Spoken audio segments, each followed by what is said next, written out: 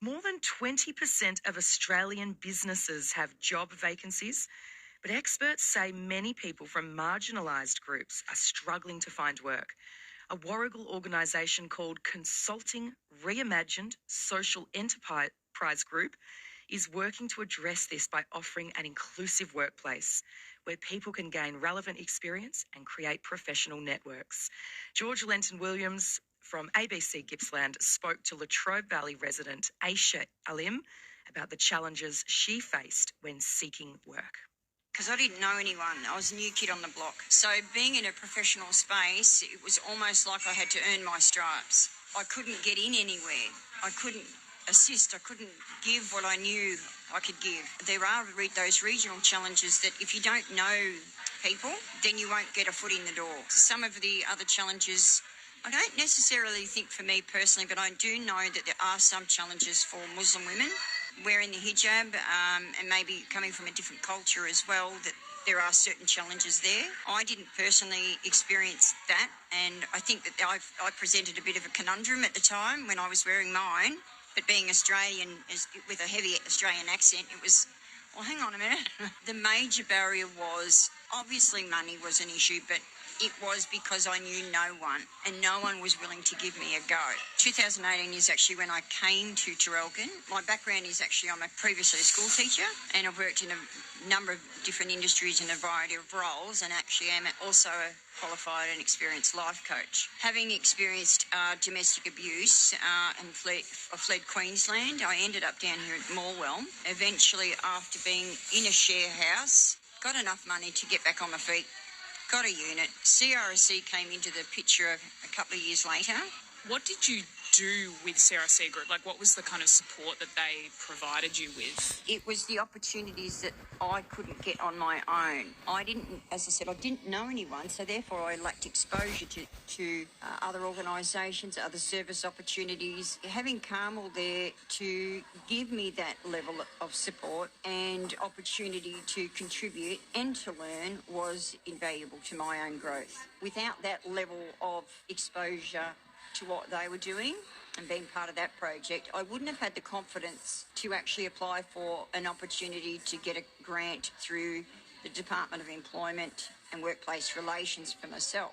Now, I had developed a wonderful group coaching program with the aim of helping mature age women to transition back into employment. So the tender opportunity came up and I applied for it and I got it, and I delivered the program in May and June in Maui of this year, which was highly successful. But without that initial exposure, I wouldn't have been confident enough to even attempt to apply for it. So that would have been a missed opportunity for those women then too. And just to give you a bit of a snapshot, 9 women completed that program. 3 women are still working full time. 1 is working part time. Another lady has just picked up a position, which is also part time. And another woman that was heavily entrenched in poverty, that had no hope, no social connections.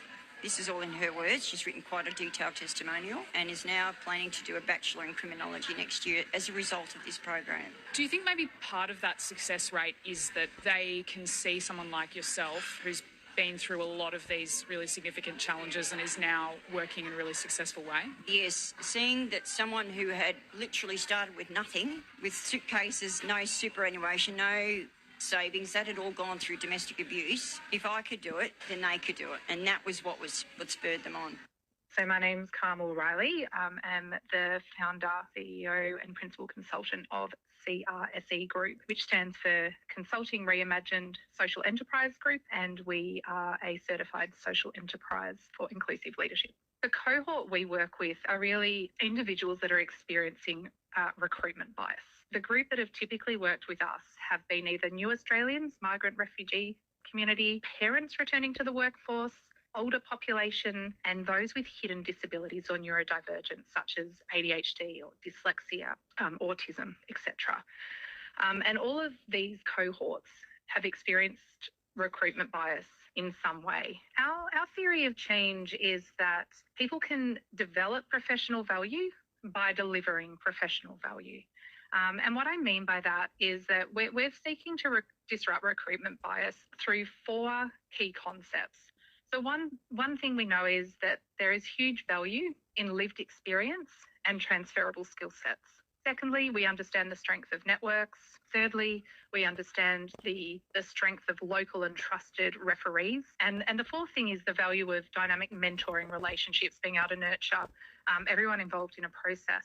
My name's Lisa Anise. I'm the CEO of the Diversity Council Australia. Why is it that so many people are being overlooked by employers? It's a great question. I mean, the reason so many people are being overlooked by employers essentially is that the recruitment processes and the talent identification processes of many employers, there are barriers to accessing talent because these people are, for whatever reason, marginalised from the labour market.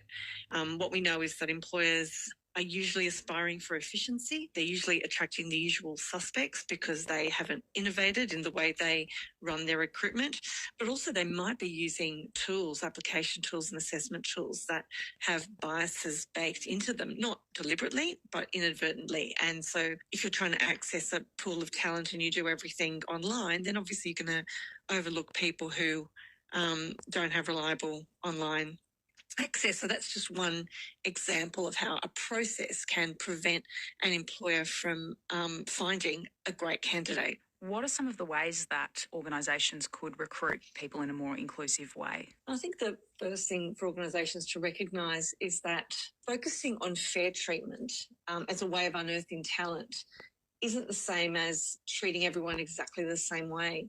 You might have to do things differently for different groups because of their needs, which have nothing to do with the inherent requirements of the job. So, for example, if someone has a disability and you expect them to come in for a job interview, but the building is not an accessible building, so therefore this person can't proceed in a recruitment process. Well, that's not because that person doesn't have merit or talent. It's because the recruitment process itself presents a barrier. It starts with the job ad, but it continues with the recruitment process, then the assessment process and the skill of people who are assessing it. So the more you invest in your capability in doing this well, the more you will open up the market to a broader spectrum of individuals, and the more likely you'll be to be able to fill your positions with really well qualified people. Diversity Council of Australia Chief Executive Lisa Anise closing that report from ABC Gippsland's Georgia Lenton-Williams.